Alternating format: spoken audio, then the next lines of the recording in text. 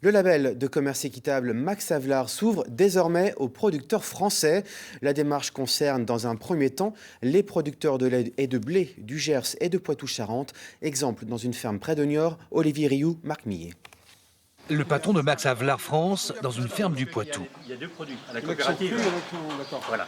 L'image peut surprendre. Pourtant, l'ONG qui labellise depuis 30 ans des produits équitables provenant de pays en développement a décidé de franchir le pas aussi en France. Ce que nous proposons ici aux laitiers de Poitou-Charentes, c'est la même démarche, entrez librement dans la cahier des charges Max Havelaar et vous en aurez les bénéfices puisqu'il y aura un label sur vos produits et les consommateurs vous choisiront avec ce prix équitable.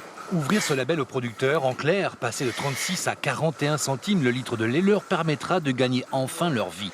Ça, c'est un des piliers sociaux de ce nouveau deal Made in France. Tous ceux qui s'installent, même ceux qui sont en production, je dirais, pouvoir avoir aussi l'accessibilité au repos les dimanches ou les jours fériés, de pouvoir partir un petit peu en congé aussi. Et la société telle qu'elle est faite aujourd'hui, notamment le producteur laitier, voudrait vivre effectivement comme les autres catégories sociales.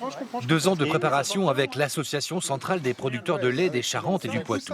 6 coopératives au total, 1500 exploitations.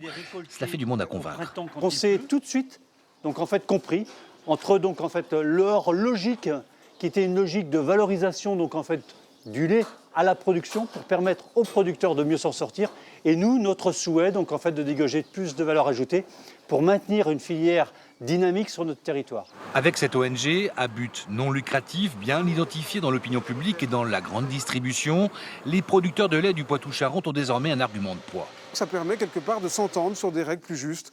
Et si on n'était pas ce tiers indépendant, ça serait plus difficile dans le face-à-face de trouver un prix équitable, de trouver les moyens d'investir dans la transition écologique. Tous les voyants sont ouverts, même dans l'opinion publique, puisque selon un dernier sondage, la majorité des Français veulent soutenir les agriculteurs avec un prix minimum garanti.